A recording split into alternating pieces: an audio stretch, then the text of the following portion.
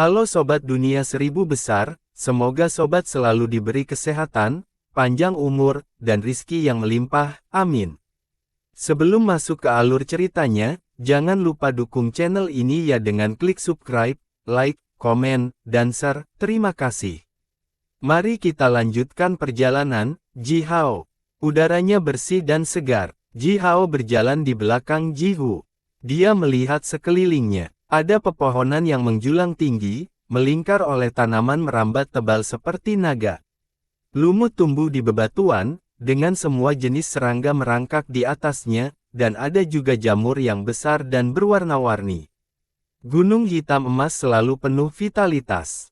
Ini adalah pertama kalinya Ji Hao mengamati gunung ini dari jarak dekat, selain saat dia berusia 2 tahun dan dia menyelinap menuju gunung bersama Tuan Gagak, untuk pertama kalinya.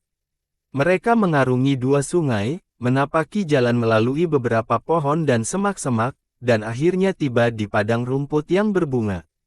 Padang rumput itu memiliki keliling ratusan kaki. Bunga-bunga liar bermekaran di rerumputan tinggi. Di bawah sinar matahari, padang rumput ini tampak seperti permata zamrud. Begitu mereka tiba di padang rumput ini, Ji Hu dan 2 pemuda lainnya tanpa sadar mengencangkan tubuh mereka, dan memiliki jejak kilatan pembunuh muncul di mata mereka. Tempat yang sangat indah. Ji Hao berhenti dan bergumam. Feng Shui di sini pasti cukup bagus, jika seseorang bisa dimakamkan di sini, dia akan bahagia di kehidupan selanjutnya. Feng Shui, Ji Hu bertanya dengan rasa ingin tahu. Dahinya mulai berkeringat. Feng Shui apa? Bahkan tidak ada sungai di sini. Haha, Ji Hao tertawa terbahak-bahak dan menatap Ji Hu, apakah kamu tidak tahu tentang Feng Shui? Sumur, lupakan saja, terlalu rumit untuk menjelaskannya kepada Anda, bahkan lebih rumit daripada mencoba menjelaskan fakta bahwa kamu ingin membunuhku. Ji Hu telah menatap Ji Hao sambil tersenyum. Ekspresinya tiba-tiba berubah setelah mendengar apa yang dikatakan Ji Hao. Ji Feng dan Ji Sui, yang mengikuti Ji Hu dengan cermat, secara bersamaan mengeluarkan pisau dan kapak mereka, dan memotong ke arah punggung Ji Hao. Kedua pisau dan kapak mereka besar dan berat, ditempa sendiri dengan besi hitam, dan selain itu, baik Ji Feng dan Ji Sui adalah penyihir pemula tingkat ke-6. Mereka melambaikan senjata mereka dengan penuh kekuatan, menyebabkan 2 hembusan angin tajam, yang memotong semua bunga dan rumput di sekitar 10 kaki. Pada saat yang sama, Ji Hu menggeram dan menyentak tombaknya, yang bertujuan untuk menembus jantung Ji Hao. Mereka bertiga menyerang Ji Hao pada saat yang hampir bersamaan. Ji Hu sudah menunjukkan senyum kemenangan di wajahnya. Di matanya, Ji Hao sudah menjadi orang mati. Setengah bulan yang lalu, Ji Hao hanya menjadi penyihir pemula tingkat ke-3. Dan meskipun dia telah mempelajari beberapa mantra sihir dari para tetua itu, dia tidak akan pernah bisa bertahan dari ini. Namun, dia tidak pernah bisa membayangkan bagaimana hal-hal telah berubah selama setengah bulan terakhir. Saat mereka menyerang Ji Hao tiba-tiba naik tinggi ke udara, melayang di udara, dan menendang keras ke belakang dengan kedua kakinya. Ji Feng dan Ji Sui belum melihat ini datang, kaki Ji Hao menghantam dada mereka dengan keras dan membuat mereka terbang mundur. Ji Feng dan Ji Sui kemudian jatuh dengan keras di tanah seperti buah tumbuk. Mereka muntah darah dan bahkan tidak bisa berdiri kembali. Ji Hao kemudian berdiri diam di udara sambil menghadap ke depan, dan memelototi Ji Hu. Dia meraih tombak Ji Hu, yang menusuk ke arahnya dengan seluruh kekuatan Ji Hu. Ji Hao meraih tombak itu dan memutar telapak tangannya. Tombak itu pecah menjadi 3 bagian, tepat di depan wajah Ji Hu. "Hao, dengarkan aku!" Ji Hu berteriak gemetar, dan terhuyung-huyung mundur. "Mengapa?" Ji Hao kemudian terbang ke arah Ji Hu dengan kecepatan kilat, dan melemparkan pukulan ke wajah Ji Hu. "Ama saya telah memberi tahu saya, jika seseorang mencoba membunuh saya, maka saya harus membunuhnya. Ini adalah aturan Southern Wasteland." Pukulan Ji Hao mengenai kepala Ji Hu disertai dengan api. Tubuh Ji Hu berhenti, setelah itu untaian api menyembur keluar dari pori-pori kulitnya. Dalam sekejap mata Jihu hangus, dan jatuh ke tanah. Bunuh dia, kalian berdua. Suara Jisue datang dari hutan. Bersama dengan suara itu, Jiang Sue bergegas keluar dari hutan. Dia mengenakan baju besi kulit yang sama dengan yang dia kenakan terakhir kali, sambil memegang bola di tangannya. Kalian bertiga bahkan tidak bisa membunuh seorang anak. Bunuh dia. Ji Feng dan Ji Sui telah melihat bahwa Ji Hu terbunuh oleh satu pukulan Ji Hao. Mereka berjuang kembali, memelototi Ji Hao dan berteriak, Ji Hao, kamu membunuh saudara kita Hu. Tuhan, kamu membunuh Hu. Kamu membunuh saudara kami. Anda membunuh salah satu orang kami sendiri. Kamu telah melakukan pelanggaran berat. Ji Hao melirik Jiang Sui dengan malas, yang bergegas ke arahnya dengan penuh kemarahan. Kemudian dia berbalik dan melesat ke arah Ji Feng dan Ji Sui. Apa yang diberikan Jiang Sui untukmu membunuhku? Beraninya Anda membantu orang luar dan menyakiti saudara Anda sendiri. Anda benar, ini adalah pelanggaran besar. Tapi saya hanya membela diri. Itu adalah kamu, yang melakukan pelanggaran berat. Ji Hao merasakan kekuatan besar dilepaskan dari jaring merah di dalam tubuhnya, segera, api emas menyembur keluar dari punggungnya. Semua tanaman di dekatnya dengan cepat layu. Ji Feng dan Ji Sui menatap nyala api dengan kaget.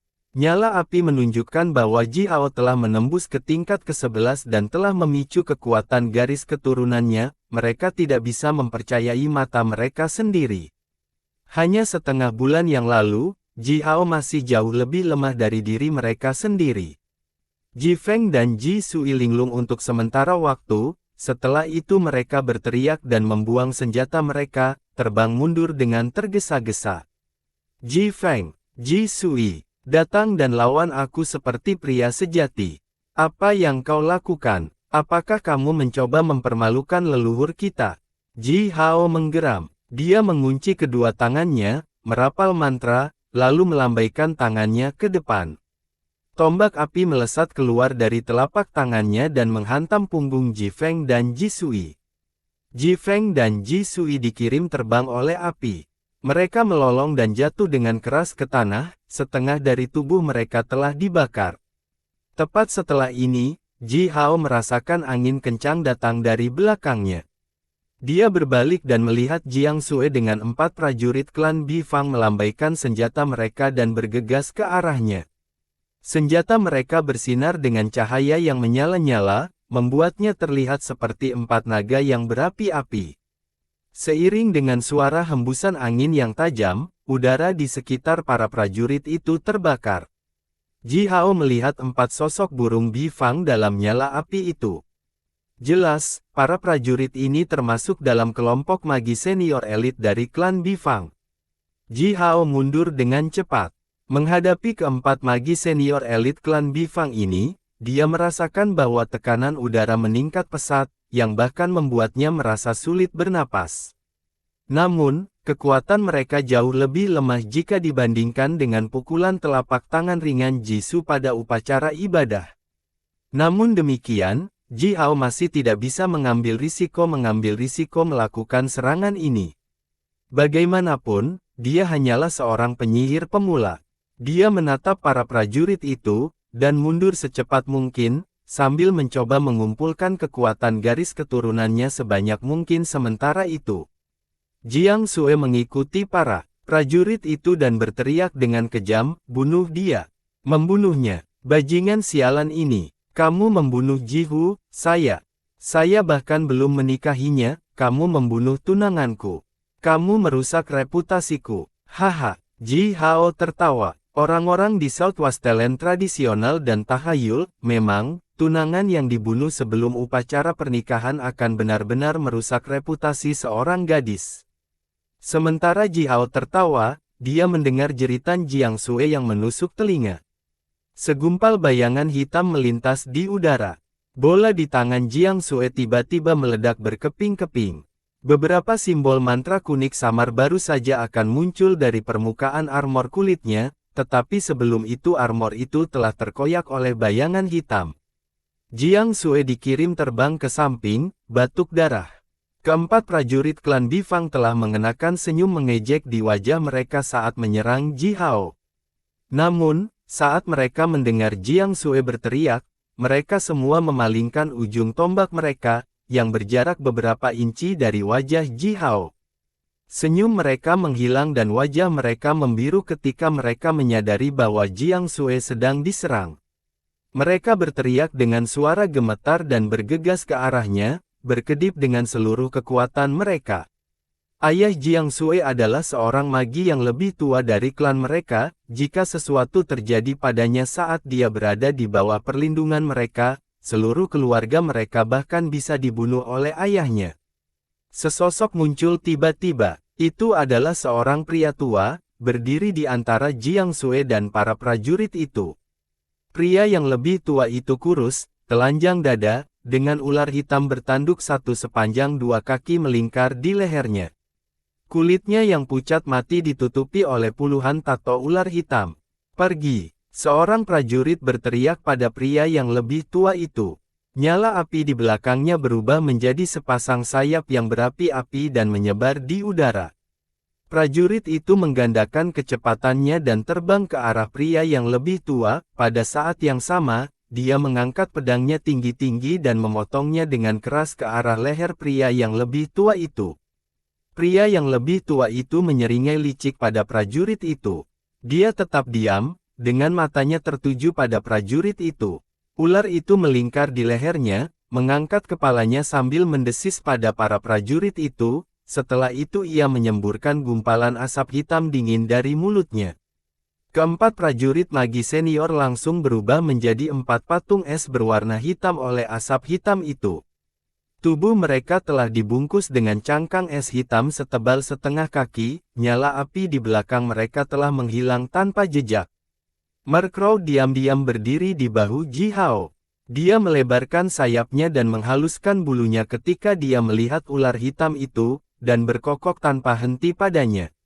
Ular bertanduk satu itu bergoyang, melepaskan dirinya dari leher pria tua itu, dan kemudian dengan cepat memperbesar tubuhnya menjadi ular sepanjang beberapa ratus kaki, sambil mengeluarkan suara mendesis. Suhu udara turun tiba-tiba, bahkan membekukan semua tanaman di dekatnya. Hei teman lamaku, dia hanya anak-anak. Kenapa kamu begitu gugup? Pria tua itu bertanya pada ular itu.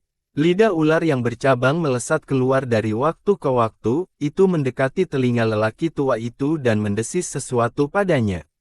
Ekspresi pria tua itu berubah suram setelah itu.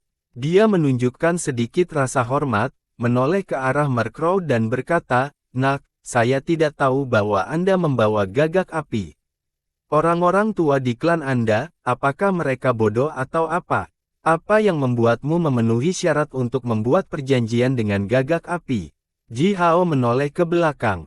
Dia melihat bahwa itu gunung hitam emas hanya berjarak puluhan mil darinya, yang berarti bahwa itu dia masih berada di area tengah klan.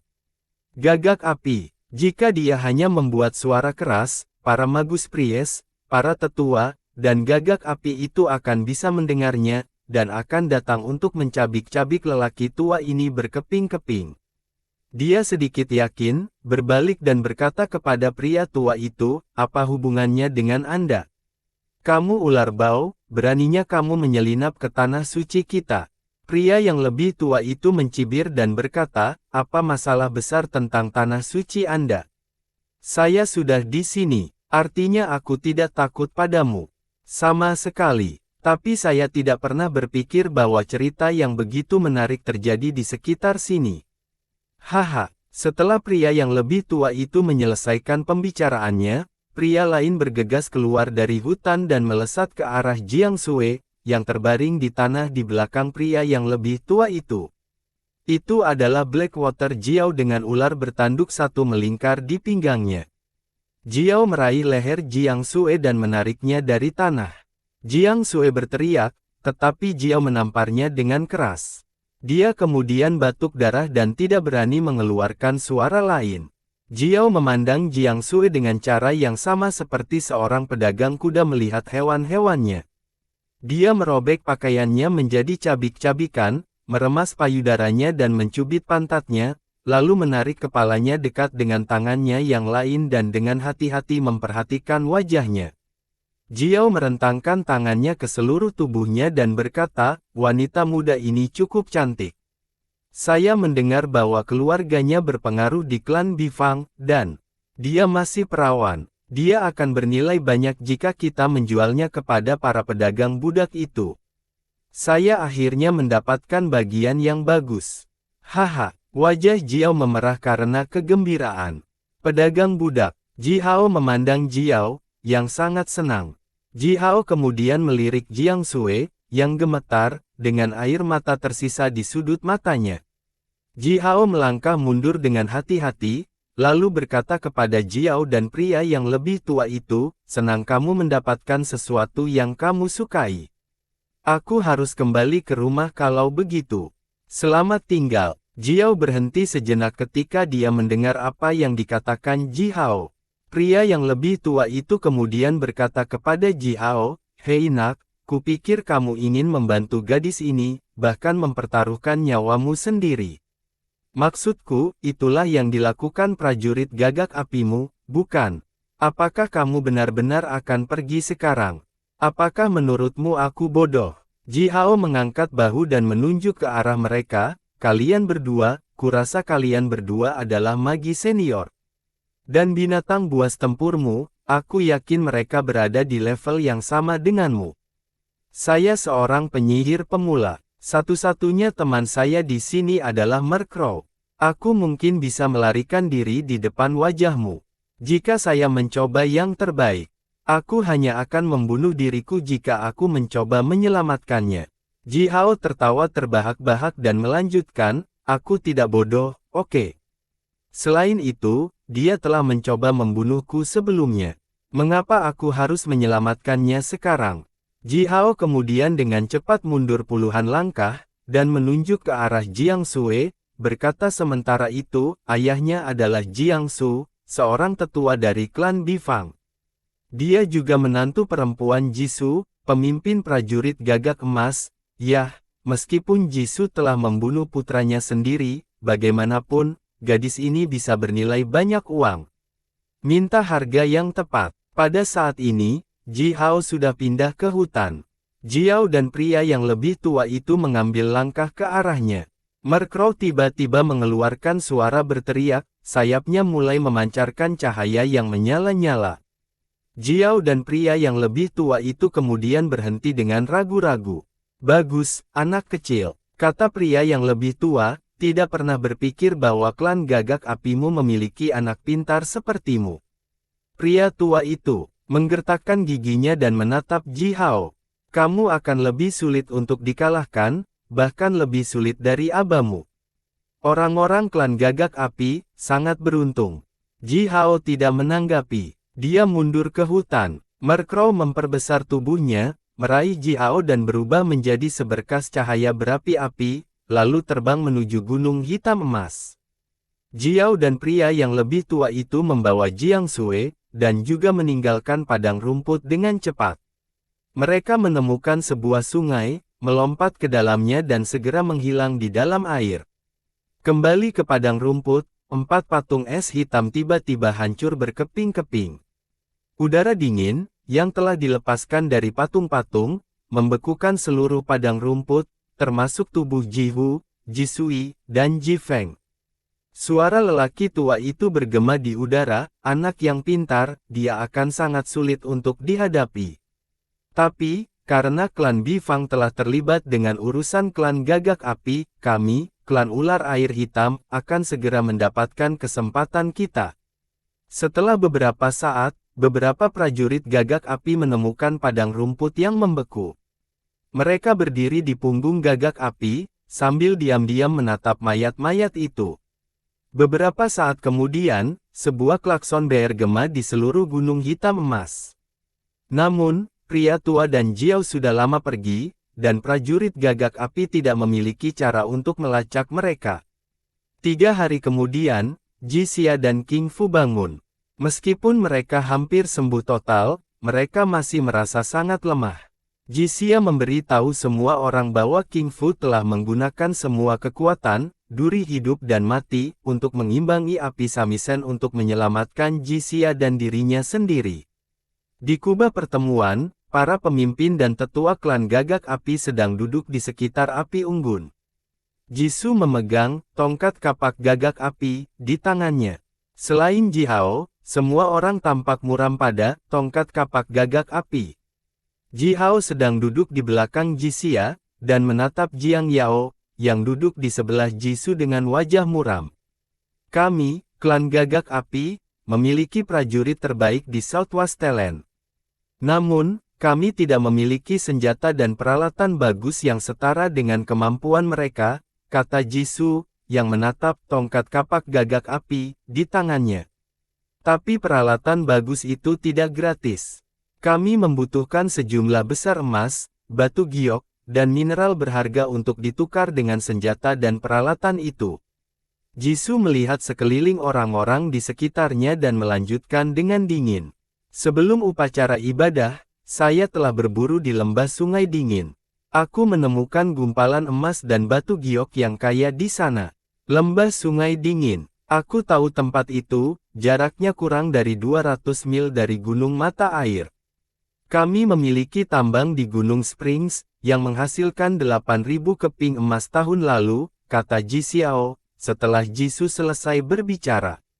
Jixiao adalah ayah Jihu, dan juga orang yang berpengaruh di klan. Jisoo mengangguk dan berkata, saya telah mengirim orang untuk menyelidiki lembah Sungai Dingin. Kami menemukan bahwa tambang di Gunung Springs hanyalah lode cabang kecil dari lode tengah di lembah Cold Stream. Selama kita memiliki cukup budak untuk bekerja di sana, kita akan mendapatkan setidaknya 200.000 keping emas, dan 30.000 keping batu giok, dari lembah itu. Jikui menarik napas dalam-dalam dan berkata kepada Jisoo, Jisoo, apa yang kamu pikirkan? Jisoo mengangkat tongkat kapak Gagak Api, menatap Jixia, yang tampak lelah dan pucat, dan berkata, saudaraku, kamu adalah orang paling kuat di antara semua orang ini, Anda juga sangat bertanggung jawab. Properti penting seperti itu harus dijaga oleh Anda. Jadi, aku akan mengirimmu untuk menjaga lembah Sungai Dingin. Lode besar itu sangat berarti bagi klan kami, kamu satu-satunya yang bisa mengambil tanggung jawab ini. Saya tahu bahwa lembah aliran dingin agak jauh dari Gunung Hitam Emas. Saudaraku, kamu harus membawa keluargamu bersamamu. Jisoo melanjutkan sebelum Jixia menjawab. Jixia melirik tongkat kapak Gagak Api, yang bersinar lalu membungkuk kepada Jisoo dan berkata, tentu. Saya akan pergi dengan orang-orang saya. Tolong kirim budak untuk membuka tambang, sesegera mungkin.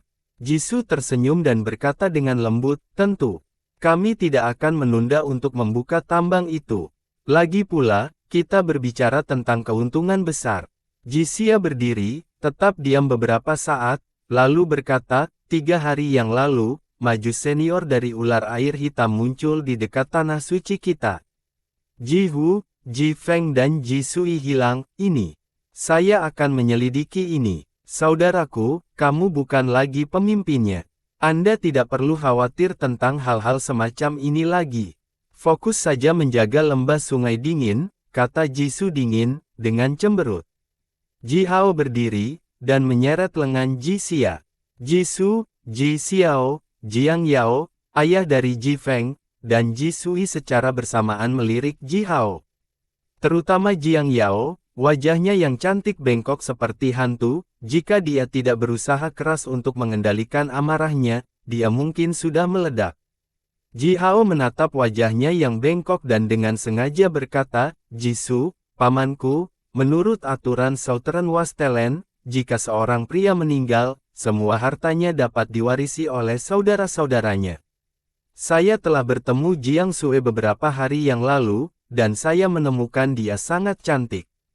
Saya ingin memilikinya. Paman Jisoo, kenapa kamu tidak memberikannya padaku?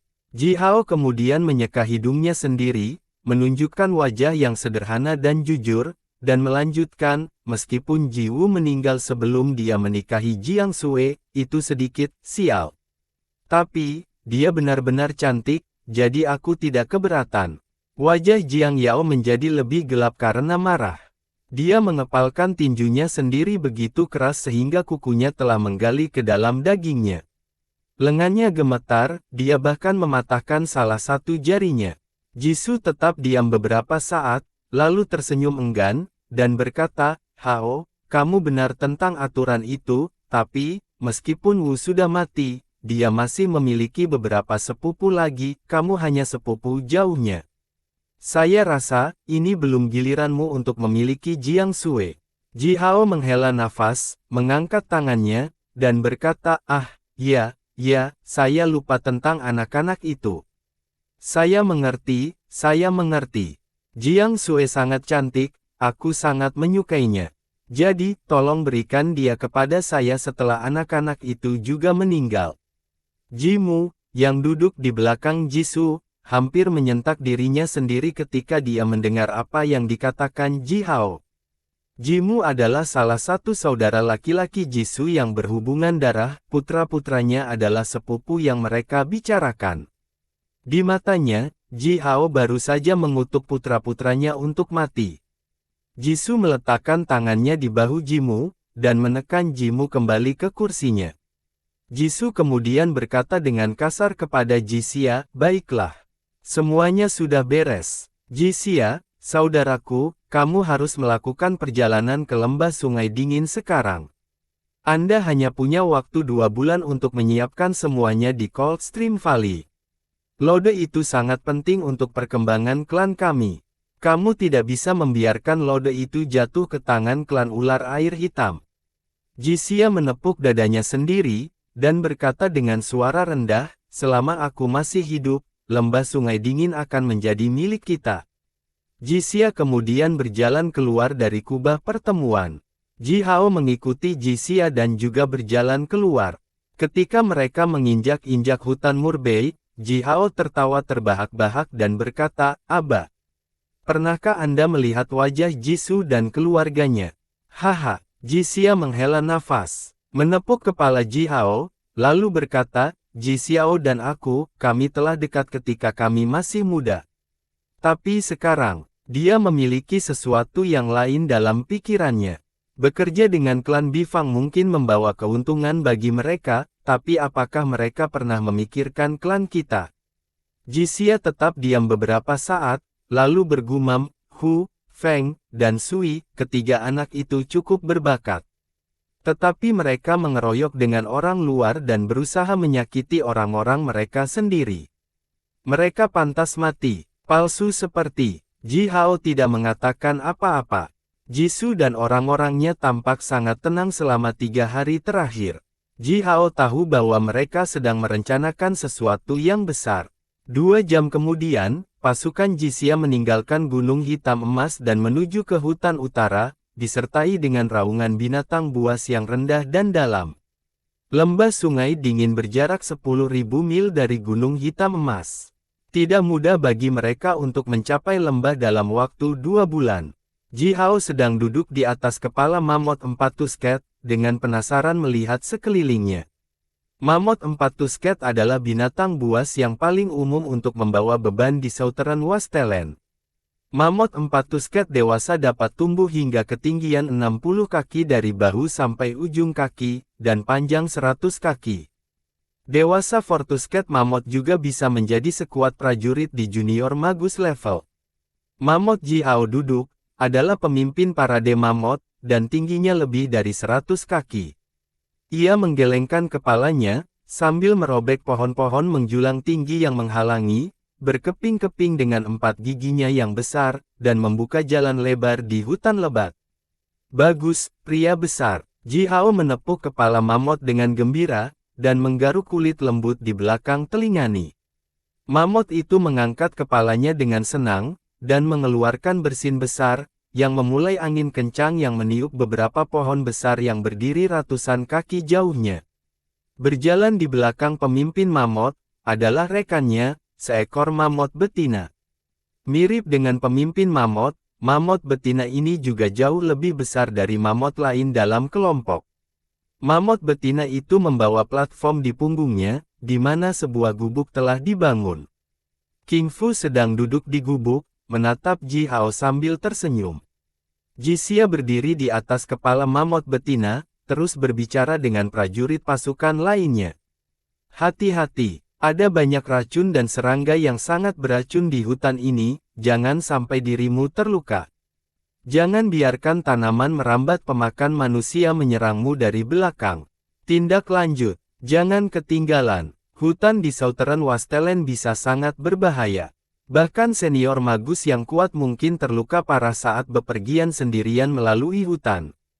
Sebagai pemimpin tim, Jixia harus memberikan perhatian ekstra kepada orang-orangnya, dan terus-menerus mengingatkan mereka untuk berhati-hati. Jixia memimpin pasukan yang kuat. Selain dirinya, ada 3 prajurit yang baru saja mencapai tingkat senior, mereka adalah Ji Ying, Ji Lang dan Ji Bao, mereka bertiga adalah teman dekat Jixia. Selain mereka, ada juga 50 prajurit magi senior dan 600 prajurit magi pemula di pasukan. Jiang Yao berdiri di puncak gunung-gunung hitam emas, melihat pasukan yang menghilang di hutan. Jixia, King Fu, dan bajingan kecil sialan itu, Ji Hao. Wajahnya berkedut mengerikan. Duri hidup dan matiku. King Fu, kamu menyia-nyiakan harta magus warisanmu untuk menyelamatkan nyawa. Dasar jalang bodoh. Kamu akan mati. Kalian semua. Anakku. Anakku yang berharga. Jiang Yao menggigil dan menggeram ganas. Jiang Bo berdiri di belakang Jiang Yao, memelototi putrinya dengan dingin. Lihat apa yang telah kamu lakukan. Kita bisa saja membunuh mereka semua secara diam-diam. Anda menyebabkan kami semua masalah ini. Ji Hu, Ji Feng, dan Ji Sui sudah mati sekarang. Tidakkah menurutmu ayah mereka akan menyalahkan kita untuk itu? Jiang Bo menggertakkan giginya dan melanjutkan, tahukah kamu apa yang lebih merepotkan? Gadis itu, Jiang Sui. Aku sudah bilang untuk mengawasinya. Awasi dia. Tapi kamu, Anda mengirimnya untuk membunuh Ji Hao. Sengaja. Sekarang Ji Hao masih hidup, dan Jiang Sui telah hilang. Bagaimana saya harus memberi tahu tua Jiang Sui itu tentang ini? Jiang Yao menyeringai mengerikan, tawa menyeramkan itu bahkan membuat Jiang Bo bergidik. Jiang Yao menatap ayahnya, menggertakkan giginya, dan berkata, tidak masalah, kita sudah mendapatkan apa yang kita inginkan dari klan Gagak Api, bukan? Apa yang Tuhan inginkan, kami dapat memasok terus-menerus mulai sekarang. Jejak kegembiraan muncul di wajah Jiang Bo. Dia mengangguk dan berkata sambil tersenyum, itu benar. Selama kita dapat melayani dan menyenangkan Tuhan itu, akan ada banyak manfaat bagi kita, yang bahkan tidak dapat dibayangkan orang lain.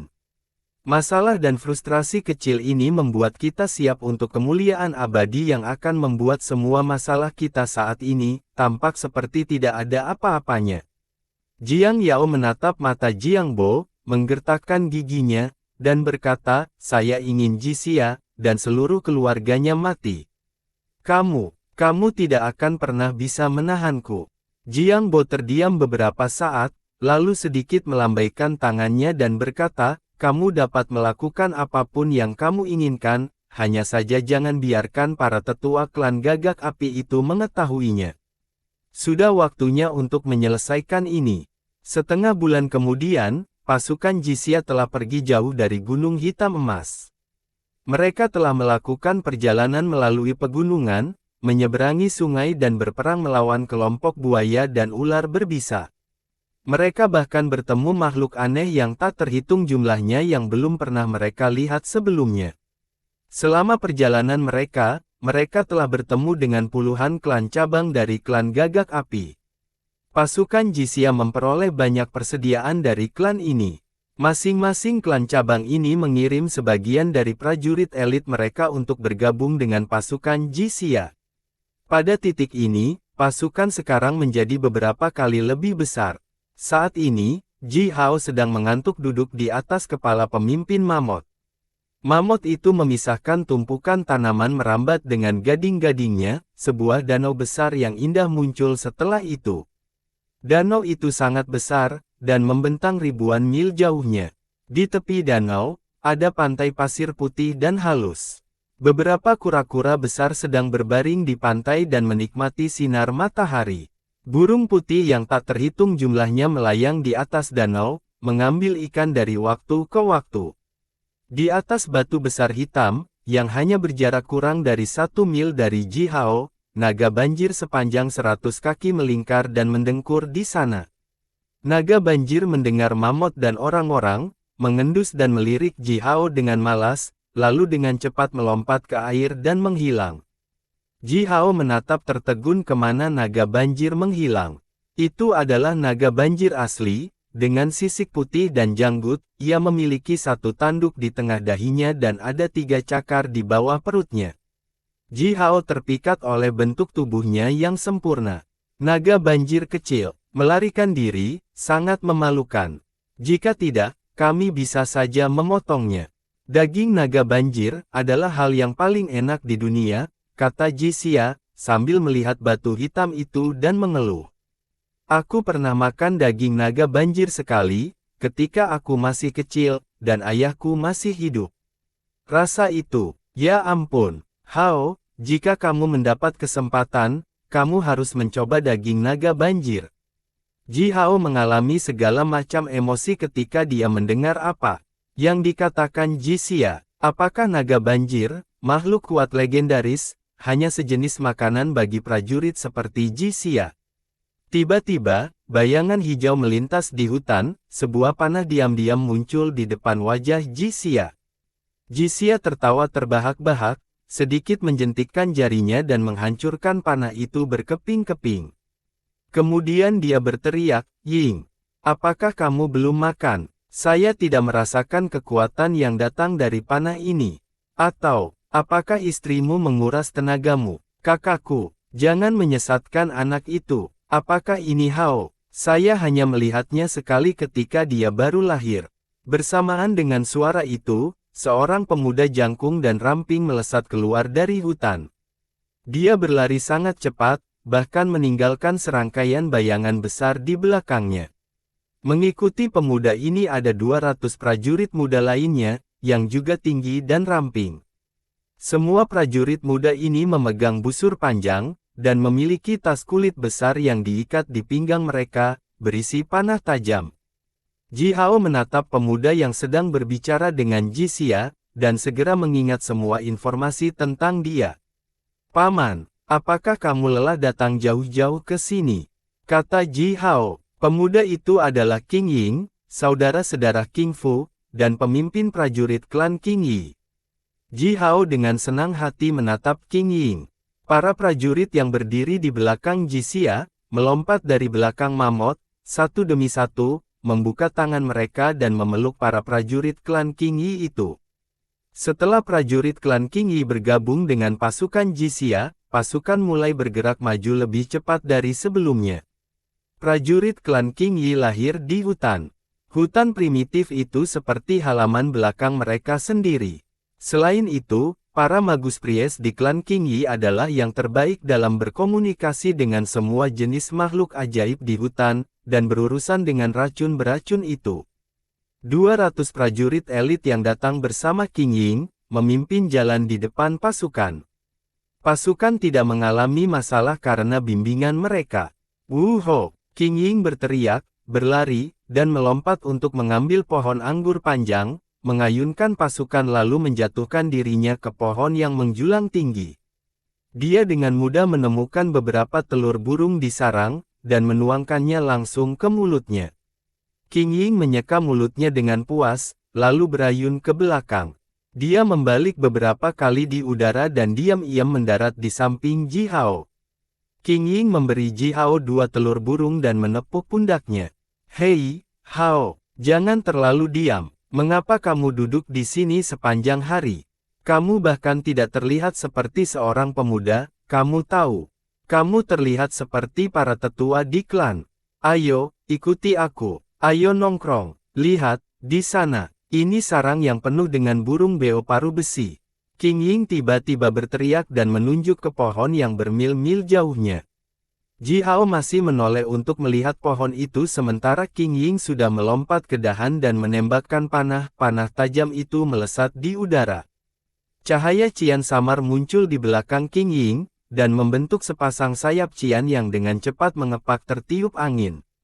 Panah itu dibungkus oleh gumpalan asap cian dan melesat bermil-mil jauhnya dalam sekejap mata. Pohon yang ditunjuk Qing Ying, tingginya ribuan kaki. Puluhan burung beo paru besi yang indah melayang dan berkicau di sekitar sarang besar, yang dibangun di atas cabang pohon itu. Semua burung itu tiba-tiba melolong secara bersamaan dan telah ditembak jatuh oleh satu panah yang ditembakkan oleh Qing Ying. Wah, luar biasa! Ji Hao mengangkat matanya dan berseru keras. Penglihatannya bagus, yang memungkinkannya untuk melihat dengan jelas bahwa semua burung beo itu telah ditusuk oleh panah melalui tengah mata mereka dan jatuh dari udara, semua bulu mereka tetap tidak rusak. Tentu saja, Qing Ying melompat dan berkata dengan bangga, "Hao, aku, pamanmu tersayang. Aku pria paling tampan, penembak terbaik, dan penyihir senior termuda di klan Qing Yi."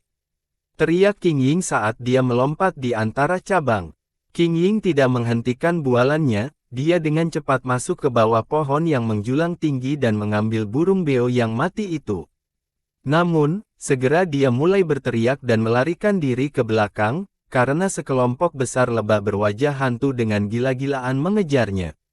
"Tolong, Xia, saudara, tolong aku, sial, lebah.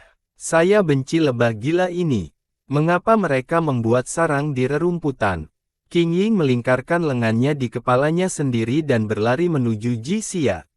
Lebah berwajah hantu tidak terlalu berbisa, namun, begitu disengat oleh lebah jenis ini, lukanya akan gatal seperti neraka. Biasanya, orang tidak bisa menahan diri untuk tidak terus menggaruk kulit mereka setelah disengat oleh lebah berwajah hantu, kadang-kadang mereka bahkan menggaruk kulit mereka sendiri. Ji Xia berjalan ke arah Qing Ying setengah tertawa dan setengah kesal. Dia meraih Qing Ying dan melemparkannya ke dalam pasukan, lalu membuka mulutnya dan menyemburkan aliran api yang besar, yang membakar lebah-lebah itu menjadi abu.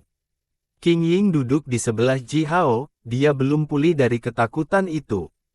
"Sial, lebah-lebah gila itu!" Qing Ying mengeluh keras. Ji Hao menatapnya, tertawa, dan berkata, "Paman Ying, kupikir kamu adalah penyihir senior termuda di klanmu.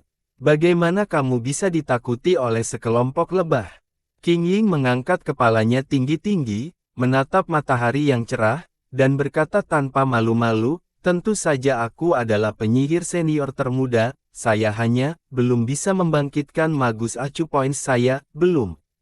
Qing Ying telah membawa pasukan banyak kesenangan selama perjalanan. Dia selalu melompat-lompat seperti monyet, membuat segala macam masalah kecil, yang membuat orang tertawa. Hari demi hari, pasukan masih melakukan perjalanan melalui hutan. Qing Ying suka berburu. Dia berburu banyak binatang buas untuk dimakan Ji Hao dengan keterampilan berburunya yang luar biasa. Terkadang, Qing Ying hanya ingin menembak sesuatu. Ji Hao sedang berlatih mantra sihir Butian Bulou, yang memungkinkannya menelan sebanyak yang dia inginkan.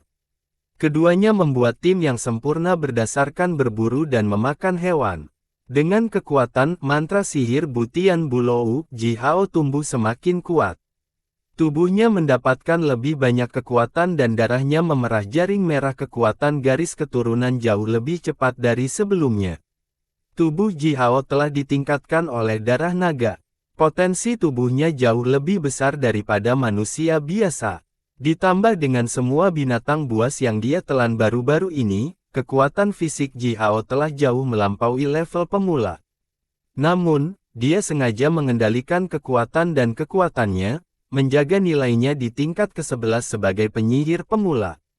Segera, mereka telah melakukan perjalanan selama 50 hari. Itu adalah sore yang tenang, beberapa prajurit klan Qing Yi terbang kembali dan berteriak keras. "Kakak Ji Xia, Kakak Ying, kita hanya 50 mil jauhnya dari lembah sungai dingin." Qing Ying bosan, dan sedang duduk di kepala pemimpin mammoth, dengan busurnya dipegang di tangannya. Dia mengeluarkan suara sorak-sorai ketika dia mendengar para prajurit itu, dan melesat melalui pepohonan, menghilang dengan cepat ke dalam hutan, meninggalkan serangkaian bayangan berwarna cian di belakangnya. Jixia dan King Fu berdiri dan melihat ke dalam hutan. Dengan mammoth ini, mereka bisa mencapai tujuan mereka dalam 2 jam di puncak. Ji Hao juga berdiri dan melihat ke dalam hutan. Lembah sungai dingin, tempat Jisoo ingin mereka datang. Ji Hao telah mengambil keputusan, tidak peduli seberapa sulit ini, dia akan membuat Jisoo dan orang-orangnya menyesali keputusan mereka, dan menerima konsekuensinya. Ji Hao menarik napas dalam-dalam, berbalik dan tersenyum kepada King Fu, dan mencoba mengatakan sesuatu padanya. Tiba-tiba, bola api menyembur keluar dari dadanya. Dia merasa seolah-olah gunung berapi baru saja meletus di dalam tubuhnya, sejumlah besar udara panas yang dilepaskan dari organ dalamnya dan mengukus tulang dan ototnya. Ji Hao memuntahkan seteguk darah panas dan membuat gerakan meraih ke arah King Fu, tetapi pingsan saat itu. Armor kulit yang dikenakan Ji Hao terbakar oleh suhu tubuhnya yang tinggi. Puluhan simbol mantra merah darah yang bengkok muncul dari kulit halus tubuhnya yang ramping namun kokoh. Simbol-simbol mantra itu terus berdetak dan dengan cepat hancur satu demi satu. Apakah segel ajaib yang dilemparkan oleh Magus Priest Ji Kui menghilang? Ini, Ji Kui telah mengatakan bahwa segel sihir ini secara bertahap akan menghilang setelah kekuatan fisik Hao mencapai melampaui tingkat junior. King Fu dan Jixia berseru secara bersamaan. Ji Hao melihat hantu yang tak terhitung jumlahnya melintas di matanya, telinganya berdengung dan dia tidak bisa mendengar King Fu atau Jixia. Wah, darah magi senior. Pria kecil, pasangan itu, yang Anda panggil Aba dan Ama. Mereka sangat mencintaimu, dasi darah, bahkan aku cemburu padamu. Suara pria misterius itu datang dari ruang spiritual Ji Hao. Bersambung.